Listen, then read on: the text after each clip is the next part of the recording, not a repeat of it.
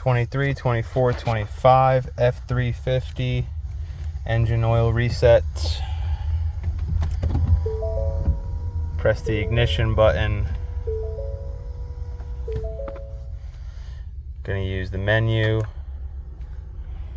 Any messages, press OK to clear. Go to the menu button. Scroll down.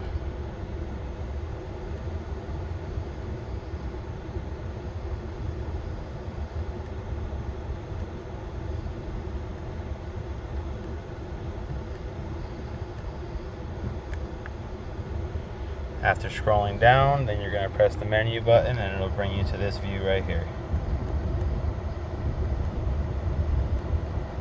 Go to status information, engine information,